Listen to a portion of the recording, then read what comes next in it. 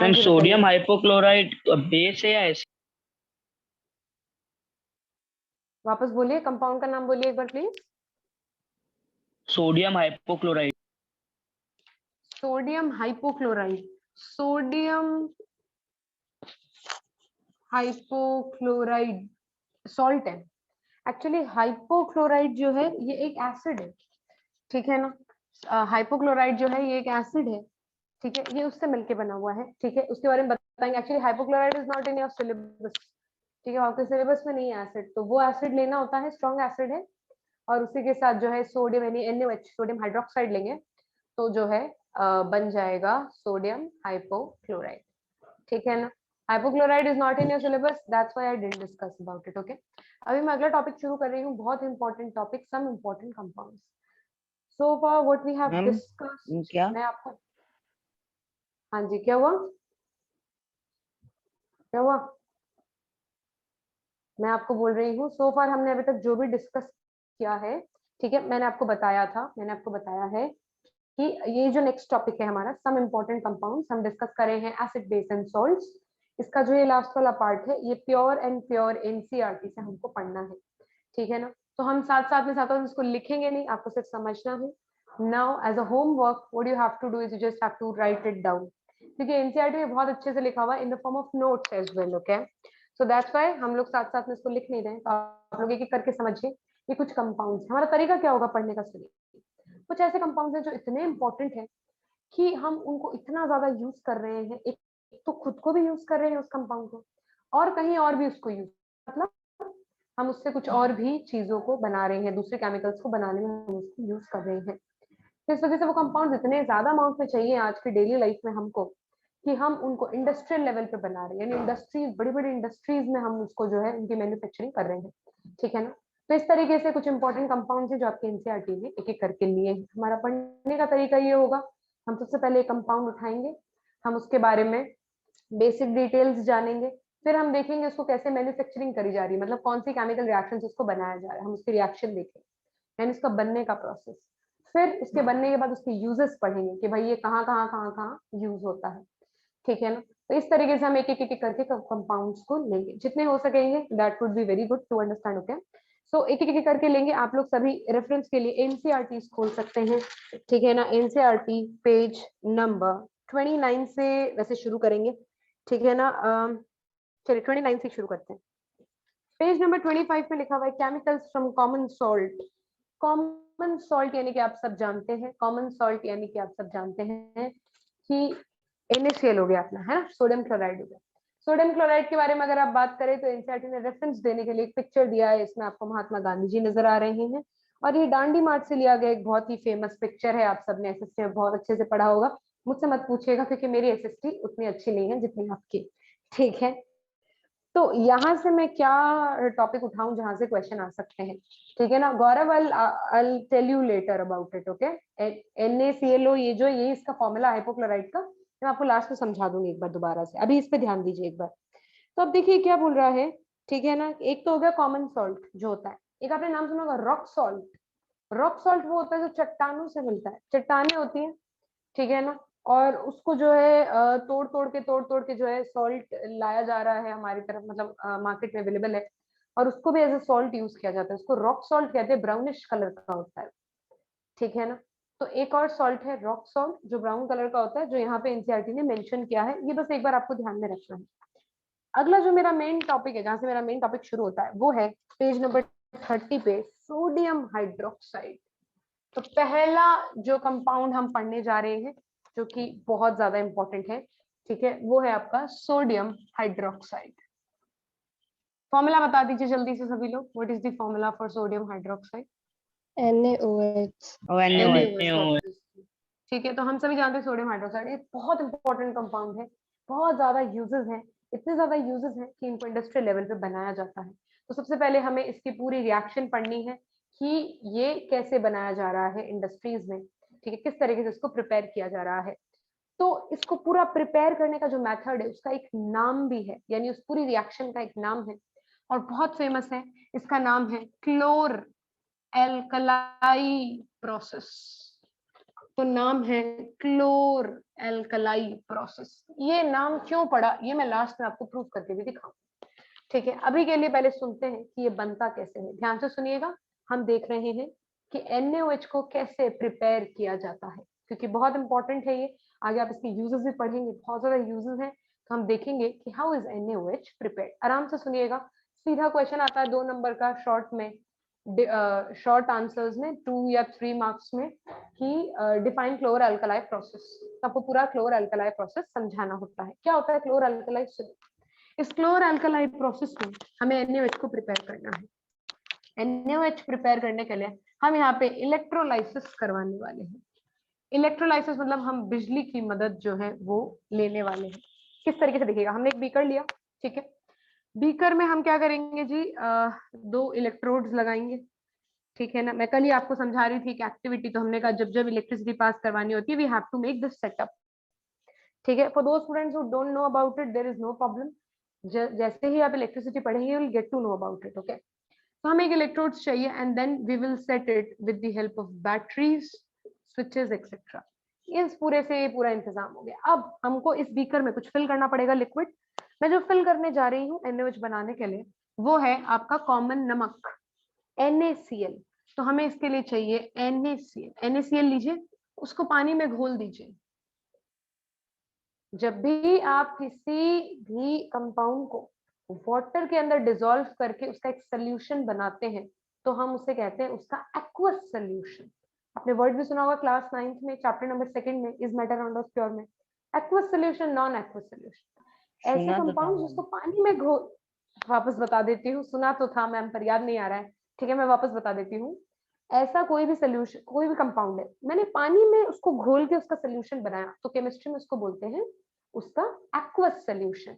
Aqueous, aqueous शब्द कहाँ से आया? एक्वा, बहुत बार सुना होगा आपने, एक्वा गार्ड, एक्वेटिक एनिमल्स। तो एक्वा शब्द का मतलब होता है पानी, ठीक है।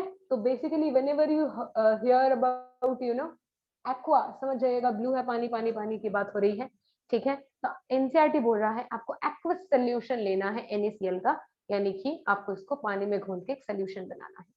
एक बहुत ही प्यारा शब्द एनसीईआरटी ने यूज किया है। जब NaCl को पानी में डिसॉल्व कर देते हैं और उसका सोल्यूशन बनाते हैं, या मैं कह सकती हूँ टेक्निकल लैंग्वेज में कि aqueous solution of sodium chloride, उसको भी कुछ कहते हैं, इसको कहते हैं ब्राइन सोल्यूशन। ऐसे इसका कॉमन नेम है फेमस, आपको याद रखना है। क्या पता MCQ में आ जाए कि which one of the following defines brine solution. अलग अलग अलग अलग चीजें दे रखी होगी, जहां पे aqueous solution of sodium chloride है वो इसका करेक्ट आंसर है।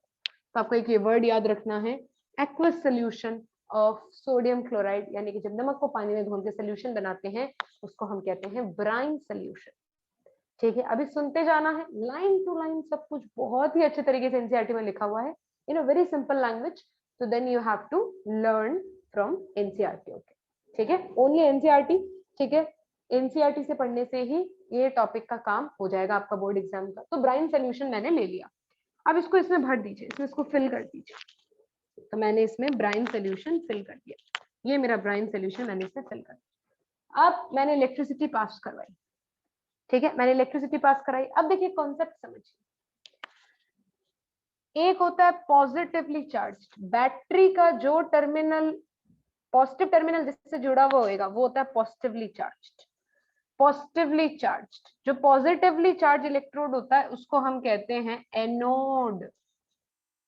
फॉर दो स्टूडेंट जिन्होंने अभी तक इलेक्ट्रिसिटी नहीं पढ़ी है, आप सिर्फ इतना याद रखो, 2 इलेक्ट्रोड्स जोड़े हुए होते हैं, एक होता है पॉजिटिवली चार्ज, एक होता है नेगेटिवली चार्ज।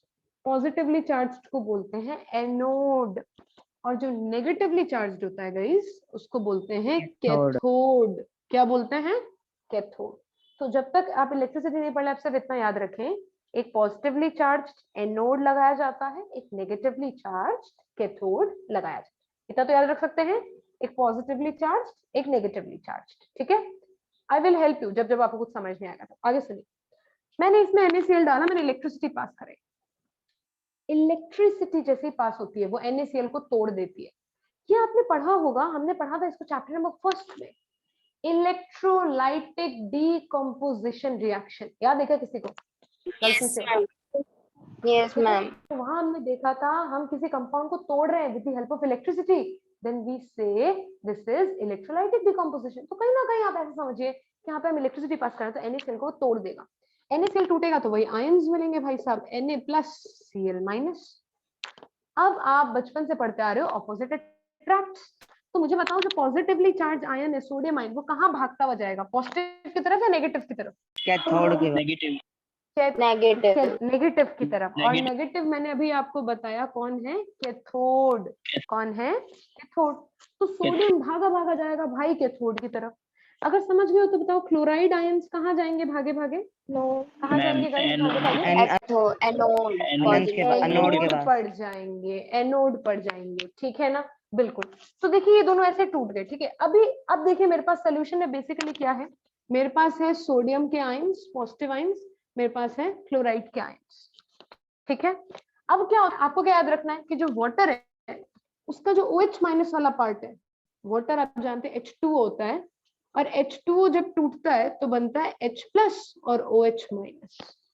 ये Na प्लस इस OH माइनस के साथ बॉन्ड बना लेगा, क्या बनेगा, कौन सा कंपाउंड बनेगा, कौन सा कंपाउंड बनेगा जी? NaOH। NaOH जी बिल्कुल, NaOH बनेगा, आप जानते हैं NaOH बनेगा। तो एक कंपाउंड जो मैंने मेन रिएक्शन जिसके लिए कराई थी वो मेरा बन गया NaOH। अब एक बात याद रखिएगा, देखिए आप अगर एनसीईआरटी की भी रिएक्शन में फॉलो कर रहे हैं, ये दोनों आपस में जुड़ते नहीं है, ये बना लेता है क्लोरीन गैस और ये बना लेता है हाइड्रोजन गैस। देखो जैसे मैंने इस चैप्टर के स्टार्टिंग आपको बहुत सारे जुगाड़ मेथड्स बताए थे कि मेरे को एसिड की प्रॉपर्टीज कैसे याद रखनी है, कैसे याद रखनी कैसे नहीं, तो या तो ये पूरी पूरी रिएक्शंस रट्टा मारी है, और वरना ये एक तरीके से आप समझिए दिस इज अ जुगाड़ मेथड, ठीक है। अगर आप ये ध्यान रखेंगे तो फिर आपको बहुत इजीली रिएक्शंस याद हो जाएंगे, क्योंकि वरना इसमें बहुत सारे रिएक्शंस हैं। तो इसका क्या करना है, आपको पहले आयंस तोड़ने हैं। एक मेरे को पता है भाई NaOH तो बनाना ही है, तो इसका और इसका मिलाकर एक NaOH बना दिया, बाकी आपको दो गैसेस रिलीज करानी है, तो H2 और Cl2। केमिस्ट्री में वर्ड यूज होता है बाय प्रोडक्ट्स, एक तो होता है प्रोडक्ट, ये रिएक्टेंट है, ये प्रोडक्ट है, ठीक है। मैंने ये रिएक्शन की इसलिए थी ताकि NaOH बन जाए, लेकिन उसको बनाने के चक्कर में कुछ एक्स्ट्रा चीजें बन गई है, Cl2H2। जब कुछ एक्स्ट्रा बन जाए साथ में तो उसको केमिस्ट्री में कहते हैं बाय प्रोडक्ट्स, बाय प्रोडक्ट्स। तो हाइड्रोजन गैस और क्लोरीन गैस इस रिएक्शन के बाय प्रोडक्ट्स हैं, ये भी बहुत काम के हैं, तो बढ़िया साथ में बन गए तो ठीक है।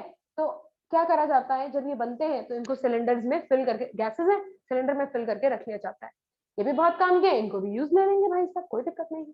तो अगर मैं आपको कहूं कि मेरी ओवरऑल रिएक्शन क्या है, तो मेरी ओवरऑल रिएक्शन है NaCl प्लस H2O, ब्रैकेट के ऊपर ये सॉरी ये जो मैंने एरो बनाया मैं इसके ऊपर लिखूंगी इलेक्ट्रिसिटी, क्योंकि मैंने इलेक्ट्रिसिटी पास करवाई, और इलेक्ट्रिसिटी पास करवाने पे मेरे प्रोडक्ट्स बन गए, एक तो NaOH, एक बन गया मेरा H2 गैस हाइड्रोजन गैस, और एक मेरे साथ साथ में बन गया क्लोरीन गैस। तो ये मेरा एक पूरा का पूरी रिएक्शन है, ठीक है। इसको हम क्लोर अल्कलाई प्रोसेस क्यों कहते हैं, सुनिए, क्लोर क्योंकि क्लोरीन गैस बनी, अल्कलाई कौन है इसमें से, अल्कलाई बेसिक सॉल्यूशन। बहुत शानदार, NaOH। NaOH ऐसा बेस है जो पानी में घुल सकता है, that's why we call it alkali. और NaOH आप जानते हैं अल्कलाई है, अपन पहले पढ़ चुके हैं। So that's why this whole process, इस पूरी रिएक्शन का एक नाम भी है, जरूरी नहीं होता केमिस्ट्री में सभी रिएक्शंस का नाम हो, लेकिन जिनका नाम होता है उनको कहते हैं नेम रिएक्शंस। तो ये NaOH का बनना एक नेम रिएक्शन भी है, ठीक है, और इस पूरी रिएक्शन का नाम है क्लोर अल्कलाई प्रोसेस। अगर एग्जाम में आ जाए तो आप एक छोटा सा एक डायग्राम बना सकते हैं, ठीक है, आप ये लिख सकते हैं और इसकी लैंग्वेज भी लिख सकते हैं, लैंग्वेज इन चैट में बहुत सिंपल लिखी हुई है, एक बार पढ़ लीजिए, फिर you can use your own language also, ठीक है ना। तो सभी लोग एक बार जो है क्लोर अल्कलाई प्रोसेस, नहीं रब कुछ भी नहीं कर रही हूँ ना, आपको नोट करने की जरूरत है, आप एनसीईआरटी पढ़िए, सब कुछ बहुत अच्छे से लिखा। मैं एक बार आपको एक सैंपल के लिए एक पढ़ के दिखाती हूँ, फिर बाकी सब आप लोग खुद पढ़ेंगे, ठीक है। आ जाइए पेज नंबर 30 पे आ जाइए, जहां से शुरू हो रहा है सोडियम हाइड्रोक्साइड, मैं एक बार पढ़ के बताती हूँ, देखना आपको समझ में आ रही है क्या बात। When electricity is passed through an aqueous solution of sodium chloride, bracket में लिख दिया brine, it decomposes मतलब टूटता है, to form sodium hydroxide. This process is called chlor-alkali process because of the products formed chlor for chlorine and alkali for sodium hydroxide. बोलो आ रही language समझ में? बिल्कुल सिंपल, बिल्कुल सिंपल भाषा है, कोई जरूरत नहीं है रट्टा मारे, आप इसको पढ़ें, समझ लें and then you can use your own language, ठीक है। मेन रिएक्शन अगर याद है then you can frame your own language, there is no problem in that. So that's why मैं इस टॉपिक के आपको नोट्स नहीं ही दे रही हूँ ना लिखवा रही हूँ, ये आपको एनसीईआरटी से ही एक एक टॉपिक अच्छे से लिखने हैं खुद और अपने नोट्स खुद कंप्लीट करने हैं। अब यहाँ पे देखिए हम आगे क्या पढ़ रहे हैं, हम आगे पढ़ रहे हैं जी NaOH की यूजेस। तो अगर आपके पास एनसीईआरटी का डायग्राम है तो यहाँ पे 3 यूजेस दिए हुए हैं, हाइड्रोजन गैस के, क्लोरीन गैस के, NaOH के। सुपर इंपॉर्टेंट होते हैं इनके यूज। क्यों इंपॉर्टेंट होते हैं थोड़ी देर में बताती हूँ, पहले एक एक करके यूजेस पढ़ते हैं। सबको दिख गया NaOH का यूज, नीचे नीचे लिखा हुआ एकदम साइड में NaOH का यूज, ठीक है। तो देखिए NaOH का यूज क्या क्या है भाई। NaOH को, अच्छा ये तो मैंने आपको छोटे रूप में बताया कि देखो ऐसे से बनता है। NaOH इतना इंपॉर्टेंट है, बड़ी बड़ी इंडस्ट्रीज में बनाया जा रहा है। इतना क्यों बना रहे हो, क्योंकि बहुत काम का है, बहुत जगह यूज ले रहे हैं इसलिए इतना बना रहे हैं, है ना। जो चीज मेरे को ज्यादा नहीं चाहिए मैं घर में ज्यादा क्यों लेकर आऊंगी ना, है ना। तो इसको इतना वैसे बना रहे हैं क्योंकि we are using it for many purposes. क्या क्या पर्पसेस सुनिए, बहुत परफेक्टली याद होने चाहिए यूजेस, ठीक है। देखिए यूजेस तो और भी ज्यादा हो सकते हैं, अगर आप रिफ्रेशर्स खोलेंगे तो कोई लिमिट नहीं है इसको पढ़ने की, लेकिन आपको कौन से याद रखने हैं जो एनसीईआरटी ने दे दिए। तो एनसीईआरटी के सारे यूजेस आपको बिल्कुल टिप्स पे लर्न होने चाहिए कि हाँ NaOH के ये यूज है, H2 के ये है, क्लोरीन के ये यूजेस है। क्लोरीन NaOH का यूज देखिए, डीग्रीसिंग मेटल्स। डीग्रीसिंग मेटल, एक चीज होती है ग्रीसिंग करना, ग्रीसिंग करना जानते हैं, जैसे कोई मशीन वगैरह के पार्ट्स हो गए तो हम उस पर ग्रीस लगा देते हैं ताकि मशीन्स का जो है आपस में Yes. फ्रिक्शन नहीं हो, उसका मूवमेंट आराम से हो जाए। आपने देखा होगा जैसे चैनल गेट्स वगैरह होते हैं, अगर वो भी अगर थोड़े स्टिफ हो गए तो हम उसमें ग्रीसिंग कर देते हैं, ठीक है ना। घर में सिलाई मशीन होगी तो हम एज अ ऑयल उसमें एज अ ग्रीसिंग डाल रहे हैं, ठीक है ना। तो हम क्या कर रहे हैं, ग्रीसिंग करते हैं। अब मान लो मेरे को डीग्रीस करना है, मेरे को मशीन का पार्ट निकालना है, उस पर ग्रीसिंग की हुई है। अब पानी वगैरह डालने से तो ग्रीस हटता नहीं है, तो आप NaOH यूज करा जाता है इंडस्ट्रीज, बड़ी बड़ी इंडस्ट्रीज में मशीन्स को डीग्रीस करने के लिए NaOH का सोल्यूशन यूज किया जाता है। तो पहला यूज है degreasing of metals. Soaps and detergents, soaps and detergents, ठीक है। आप अपने घर में जो भी सोप्स यूज कर रहे हैं, कोई भी डिटर्जेंट यूज कर रहे हैं, ठीक है ना, वॉशिंग पाउडर निरमा से लेकर, ठीक है, एरियल तक, और आप जो भी सोप यूज कर रहे हैं, चाहे आप लक्स यूज कर रहे हैं, चाहे आप पेयर्स यूज कर रहे हैं, पतंजलि यूज कर रहे हैं, घड़ी यूज कर रहे हैं, तो पेयर्स से लेके पतंजलि तक कोई भी तरह का सोप हो, उन सबका जो केमिकल फॉर्मूला होता है ना गाइस, वो सबका सेम होता है, ठीक है। ऑन द बेसिस ऑफ कि क्या क्वालिटी प्रोडक्ट्स यूज कर रहे हैं, परफ्यूम्स कौन से उसमें यूज कर रहे हैं, या मॉइस्चराइजिंग इफेक्ट्स के लिए कौन सी चीज यूज कर रहे हैं, वो ब्रांड्स अलग अलग होंगे। जो बेसिक फॉर्मूला है वो सबका सेम है, और आपके इस साल ऑर्गेनिक केमिस्ट्री में पढ़ाया भी जाएगा कि भाई सोप बनती कैसे या सोप काम कैसे करती। तो बेसिकली हमें सीखना है इंसान कि कपड़े धुलते कैसे, ठीक है ना। धुलते मतलब अंदर की तरफ क्या काम होता है भाई कि दाग हट जाते हैं, ठीक है ना। हम पढ़ेंगे, हाँ नहीं वो धोना भी करना है, बट वो धोना मैं करूंगी, ठीक है, तुम में से जो जो नहीं पढ़ेगा उनको, ठीक है। हाँ जी, तो बेसिकली, ठीक है, तो जितने भी तरह का सोप्स और डिटर्जेंट होता है उसका जो केमिकल रिएक्शन होता है जब उसको बनाया जाता है तो उसमें NaOH का बहुत जबरदस्त यूज है, सबके अंदर NaOH यूज किया जाता है। इसलिए याद करो मैंने आपको एक दिन बताया था, we were talking about natural indicators, और मैंने आपको बताया था टर्मरिक, और मैंने कहा था टर्मरिक बेसिक सोल्यूशन के साथ कौन सा कलर देता है बताओ, टर्मरिक बेसिक सोल्यूशन के Brown. साथ बहुत शानदार रेडिश Brown. ब्राउन कलर देता है, रेडिश ब्राउन देता है। तो मैंने बोला था अगर बेसिक चीज यूज करनी है सोप यूज कर लेना, तो क्योंकि soap Yes, basic ma'am. Nature Check. का होता है आज, है ना। अच्छा चेक भी किया आपने, क्या बात है, बहुत बढ़िया आया था Yes. कलर, आया था कलर, हाँ ठीक मैम है ना, आया। बिल्कुल ठीक है, बहुत ही बढ़िया यार, बहुत बढ़िया। देखिए ये क्यूरियोसिटी है भाई, इसने करके भी देख लिया कि भाई करके देख ले तो क्या पता मैम हमें जो है यूं ही टोपी पहना रही हो, ठीक है, कि कौन सा करके देखने वाले हैं, बहुत ही बढ़िया, ठीक है। चलिए तो मैम पहले बेसिकली, डेटॉल से किया था पर डेटॉल से कलर ही नहीं। अच्छा हाँ वही मैं आपको बोलूँ ना बेसिक नेचर। तो अभी आप देखो मैंने आपको बोला सोप्स और बेसिक नेचर के होते हैं। बेसिक नेचर मतलब सॉल्ट होता है, होता तो सॉल्ट है वो, लेकिन सॉल्ट बेसिक नेचर का कब होगा, जब स्ट्रॉन्ग बेस यूज होगा। और सोप्स बनाने के लिए सोप्स का एक तरह का सॉल्ट है, उसको जो बेस यूज करते हैं वो यही है NaOH। सब तरह की सोप्स और डिटर्जेंट्स में NaOH यूज हो रहा है, तो इस वजह से वो बेसिक नेचर का हो गया। इसलिए मैंने आपको कहा था कि अगर और कोई बेस नहीं मिले तो आप साबुन ही घिस लेना, उसी से कलर आ जाएगा, ठीक है ना। चलिए वैसे आप बेकिंग सोडा भी आप कर सकते हो, समझ गए, बेकिंग सोडा भी पढ़ने वाले हैं थोड़ी देर में, बेकिंग सोडा का भी बेसिक नेचर होता है सॉल्ट। चलिए आगे बढ़ती हूँ, paper making and artificial fibres. Paper making क्यों, ये सारे के सारे यूजेस याद रखने हैं, ठीक है ना, मिल गए ना सबको, मिल गए ना एनसीईआरटी में सबको गई, ठीक है। ठीक है आगे देखिए पेपर मेकिंग क्यों, देखिए देखिए क्या होता है, आपको अब सबको पता होगा कि भाई पेपर कैसे बनता है। जो वुड का पल्प वगैरह होता है वो निकाला जाता है पेड़ों में से, छाल में से, और फिर वो ऐसा नहीं उससे सीधा पेपर बन जाता है, उसको इंडस्ट्रीज में लेके जाया जाता है, बहुत सारे केमिकल प्रोसेस से निकाला जाता है और फिर कहीं जाके पेपर बनता है। तो उन केमिकल प्रोसेसेस में भी NaOH का बहुत बड़ा रोल है। तो आपको याद रखना है पेपर मेकिंग आर्टिफिशियल फाइबर्स यानी कि, ठीक है, जैसे कुछ तो होता है नेचुरल फाइबर्स, है ना, जैसे कॉटन हो गया, पौधे से मिलता है कॉटन, ठीक है, सिल्क हो गया, ठीक है, ये सब तो हो गए नेचुरल। सिंथेटिक जो आजकल फाइबर्स आ रहे हैं मार्केट में, है ना, सिंथेटिक फाइबर समझ रहे हो, जैसे नायलॉन हो नायलॉन। गया, पॉलिएस्टर हो गया, ठीक है, ये सब। तो ये जो हाँ जी बिल्कुल, तो ये जो सिंथेटिक फाइबर्स चल रहे हैं मार्केट में, ये कोई पौधे से तो नहीं आ रही है, हमने बनाए हैं केमिकली। तो उन जो केमिकल प्रोसेसेस हैं उसमें भी NaOH बहुत ज्यादा यूज होता है। तब समझ पा रहे हैं कि कितना ज्यादा NaOH का बड़ा रोल है। तो आपको ये सब चीजें परफेक्टली याद होनी चाहिए। आपको हिंट दी जाएगी, आपके साथ डम शायरित खेला जाएगा, ठीक है, जिसमें आपको हिंट दिया जाएगा एक कंपाउंड है जिसको पेपर मेकिंग में यूज करते हैं, ऐसा ऐसा होता है, वैसा वैसा होता है, आपको पहचानना पड़ेगा, ठीक है ना। तो इस वजह से यूजर्स लर्न करना बहुत इंपॉर्टेंट है। थोड़ी देर में मैं आपको ऐसे कुछ क्वेश्चंस फ्रेम करके भी दिखाऊंगी ताकि आपको आइडिया मिले कि बोर्ड एग्जाम में क्वेश्चंस कैसे आते हैं। एक तो ऐसे इनडायरेक्ट सवाल आते हैं, एक सीधे सीधे भी आते हैं, सीधा सीधा दे दिया क्लोर अल्कली प्रोसेस समझाओ, NaOH के 2-3 यूज बताओ, वो तो सीधे थ्योरी थ्योरी लिखने वाले प्रोसेस आ मैम गए। वीडियो और एक अटक और रहा तरह है। के वीडियो अटक रहा है क्या गाइस? चलिए यस मैम। चलिए कोई बात नहीं। हाँ हो सकता है थोड़ा कुछ नेटवर्क इशू, ठीक है, हो जाएगा, अभी फिक्स हो जाएगा, डोंट वरी। ठीक है, आगे देखिए H2 का यूज देखिए, H2 को कहाँ यूज करते हैं एज अ फ्यूल। बहुत सारे ऐसी मशीन्स हैं, ठीक है, जिसमें एज अ फ्यूल यूज करा जाता है, हाइड्रोजन गैस को यूज करा जाता है, ठीक है। बहुत सारे लैब्स वगैरह में या बहुत सारे इक्विपमेंट ऐसे हैं जिसमें फ्यूल की तरह हाइड्रोजन को यूज किया जाता है, याद रखना है। मार्गराइन, ठीक है, मार्गराइन देखिए क्या होता है, एक तो बटर, बटर आता है ना अपना, बटर, है ना, जैसे अमूल का बटर आ गया, हो गया।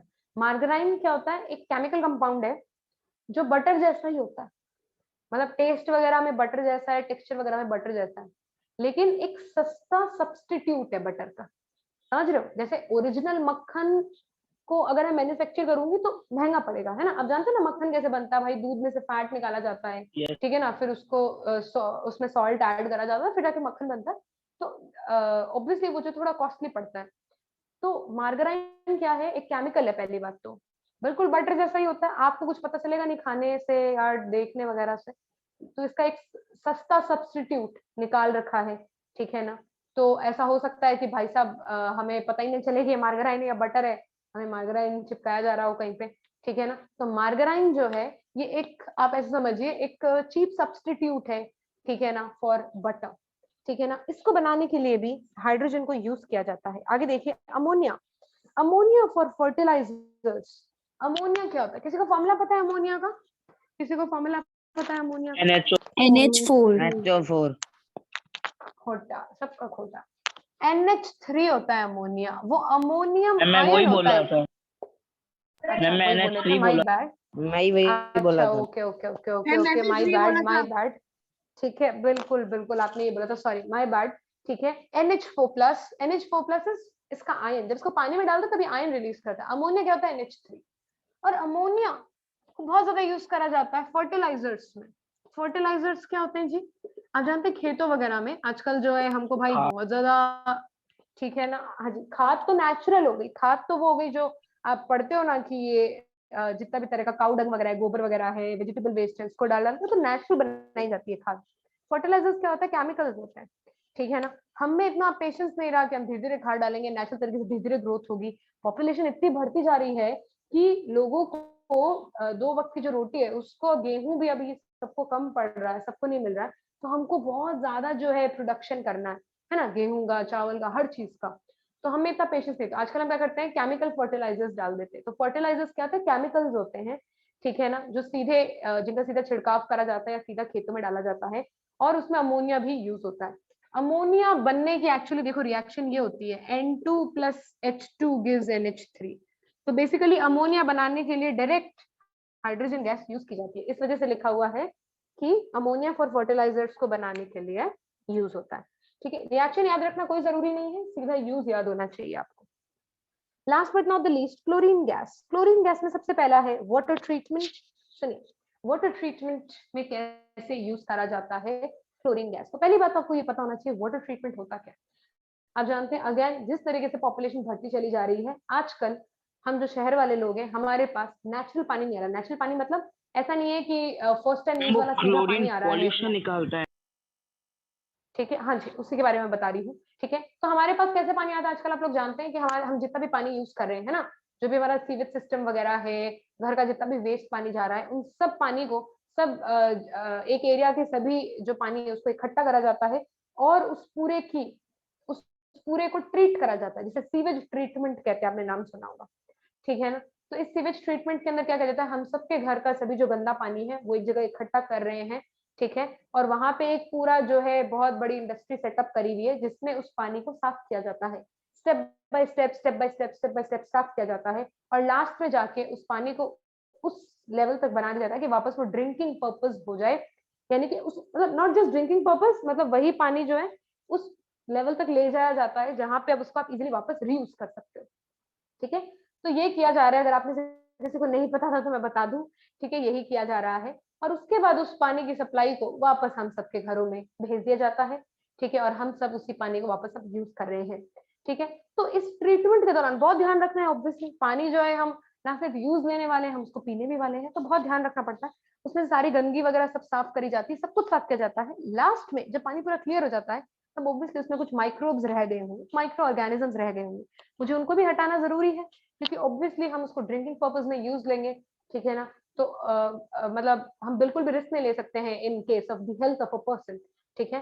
तो लास्ट में जब वो सीवेज ट्रीटमेंट पूरा कंप्लीट हो जाता है तो लास्ट में उसको क्लोरीन गैस के साथ रिएक्ट कराया जाता है, ठीक है। देखिए केमिस्ट्री में ऐसे मैं कई बार बोलूंगी ट्रीट कराया जाता है, ट्रीट का मतलब होता है केमिस्ट्री में रिएक्ट कराना, तो ऐसा बोला जाता है कि क्लोरीन गैस के साथ ट्रीट करवाया जाता है, ठीक है ना। तो पानी में जब क्लोरीन गैस, देखो जहां जहां क्लोरीन रिलेटेड कुछ भी आ जाए हमेशा याद रखना, इसका एक यूज होता है, क्लोरीन गैस से ट्रीट करवाते हैं तो क्या होता है उसमें से सारे जो जर्म्स हैं, ठीक है, जो माइक्रोब्स हैं वो किल हो जाते हैं।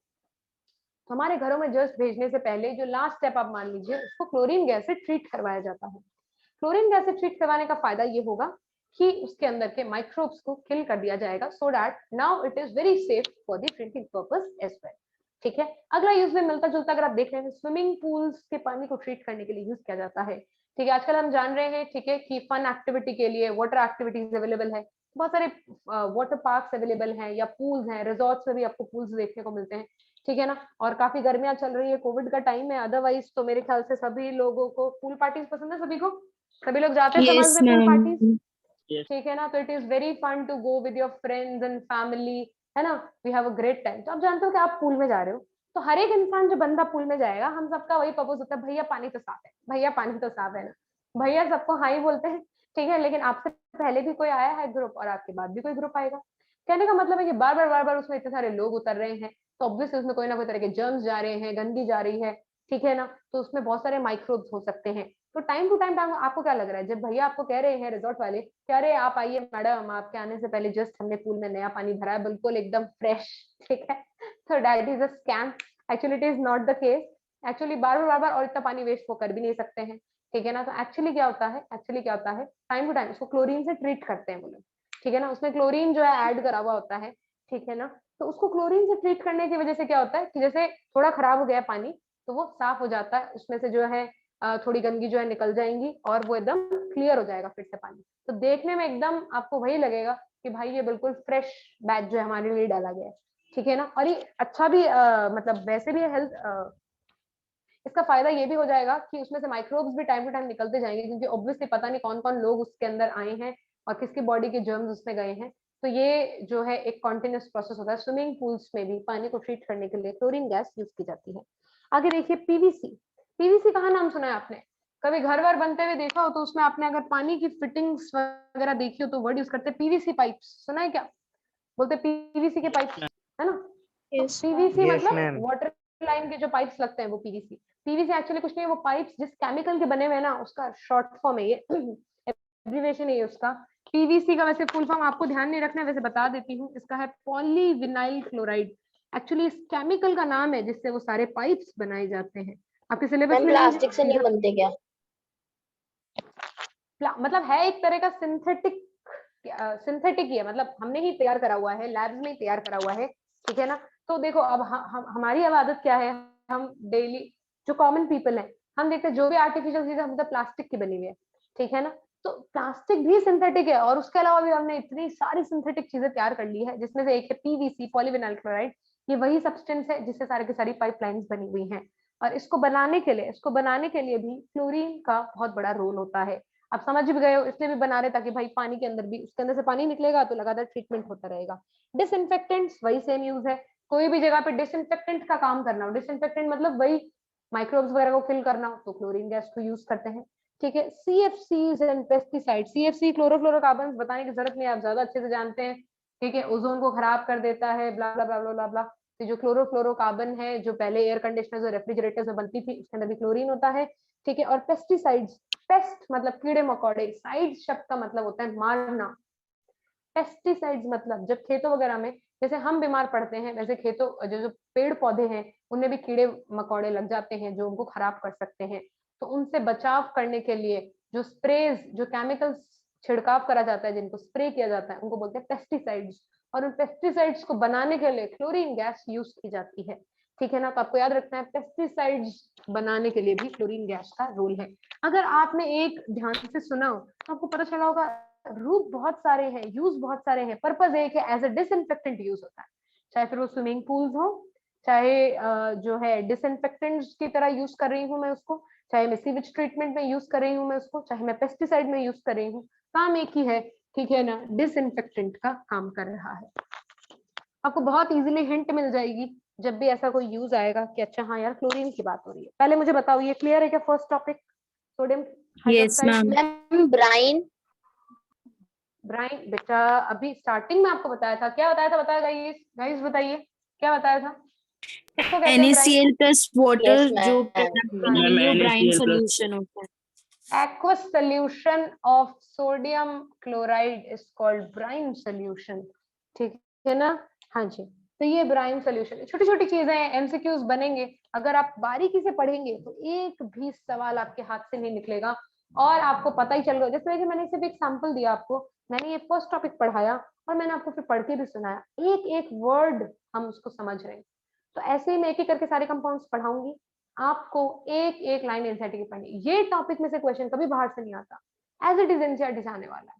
तो आपको आज क्या करना है, हेडिंग डालनी है, आपके नोट्स चल ही रहे हैं, बाकी सब मैंने लिखवा दिए हैं।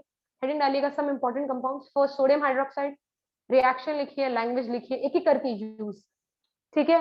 पेज नहीं बचाना है, तरीके से यूजेस लिखने हैं। कैसे? सबसे पहले यूजेस ऑफ NaOH, अब एक साथ कॉमा लगा कर नहीं, एक एक करके पॉइंट्स लिखना है, ताकि एक अच्छे नोट्स तैयार हो, एक पूरी लिस्ट तैयार हो, ताकि आप फिर एक साथ इकट्ठे उस चैप्टर को वहां से पढ़ सके, क्योंकि बाकी का 2/3 चैप्टर के हमने नोट्स बना लिए हैं।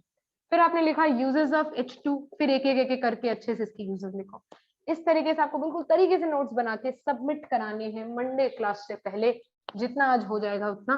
Plus I am thinking about to take an extra class also tomorrow, ठीक है, ताकि मंडे से फिर नए चैप्टर पे थोड़ा ध्यान दे सके, इसमें थोड़ा सा बच जाएगा आज।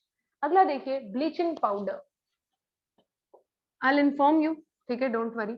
अगला है ब्लीचिंग पाउडर, नाम आपने सुना होगा बहुत बार, ब्लीचिंग पाउडर क्या होता है क्या नहीं, चलिए देखते हैं। सबसे पहले ब्लीचिंग पाउडर का फॉर्मूला अच्छे से याद कर लेना, Ca कैल्शियम है ये, CaOCl2, ये पूरा इसका फॉर्मूला याद रखना। इसका नाम थोड़ा अलग है फॉर्मूला, ये ऑब्वियसली क्रिस क्रॉस वाले से नहीं बना है ये, इसका नाम है कैल्शियम, ऑक्सीजन है इसलिए ऑक्सी, और क्लोरीन है इसलिए chloride, calcium oxy chloride, calcium oxy chloride. एक बार चेक कर लेते हैं भाई साहब, खोटा तो नहीं बोला है मैंने, लिखा हुआ है एनसीईआरटी में, ब्लीचिंग पाउडर रिप्रेजेंटेड एज ऐसा ऐसा ऐसा, मैम सही। ठीक है चलिए, ओके चलिए, तुम कह रहे हो मैं मान रही हूँ, मेरे को दिख नहीं रहा अभी तो। ब्लीचिंग पाउडर कैल्शियम ऑक्सीक्लोराइड, ये इसका नाम है, आपको याद मतलब इसका ये केमिकल नाम है ना। अब ब्लीचिंग पाउडर बनता कैसे, देखिए सबसे पहले मैं रिएक्शन समझ लेती हूँ, क्योंकि अगर मैंने रिएक्शन समझ ली तो फिर तो मैं लैंग्वेज खुद भी फ्रेम कर सकती हूँ, not a big deal. First of all, एक हमेशा का एक कॉमन प्रॉब्लम, जैसे क्वेश्चन आया ब्लीचिंग पाउडर कैसे बनता है समझाइए, तो स्टूडेंट मुझे आके पूछते हैं या एग्जाम में टीचर से पूछेंगे मैम रिएक्शन लिखे या लैंग्वेज लिखे, भाई आप केमिस्ट्री पढ़ रहे हो और आपने पूरे साल